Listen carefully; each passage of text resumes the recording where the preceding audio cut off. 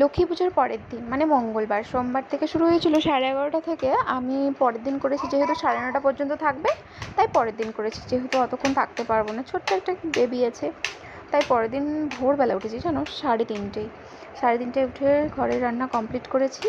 Complete করার পর তারপরে পুজোর এদিকে এসেছি, স্নান টান সেরে ওকে ফিট করিয়ে তারপরে এসেছি। এদিকে হয়ে গেছে আমার স্নান, ওদিকে লুচি করছি, কিছুই না, লুচি সুচি আর কিছুই না, আর যতটুকু ফল, এই তো ব্যাস। এই যে আমার আয়োজনে দেখো তো কেমন হয়েছে, অল্প কিছু, বেশি কিছু না, একদমই যতটুকু না করলে নয় ততটুকুই, এর থেকে আর কিছুই না। তো পরের বার ইচ্ছে আছে, এখানে যেমন ঠাকুরমশাইকে দিয়ে করানো হয়, পরের মানে আমার ইচ্ছা আছে কোনো দিন আমি নিজে করব।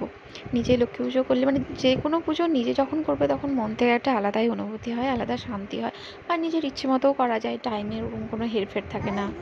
এই তো আজ এই যে আমাদের লক্ষ্মীনারায়ণের একটা ছবি আছে, এটাতেই আমরা পুজো করি।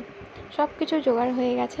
তোমাদের বাড়ির লক্ষ্মী পুজো তো জানি আগের দিনই হয়েছে, আমি সবসময় লেটেই চলে, এই যে এখন সব কিছু হয়ে যাচ্ছে। পুচকুটাও এখন কোলে চলে এসেছে, উঠে গেছে, ও আবার আজকে একটু তাড়াতাড়ি উঠেছে।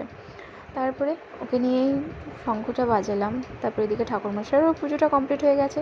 এদিকে আমি ব্রতকথা পড়ে নিলাম, ব্রতকথা পড়িয়ে নিয়ে তারপরে আবার আমাকে রাতে মানে দিনের ভাত করতে হবে, পুচকুর খাবার করতে হবে।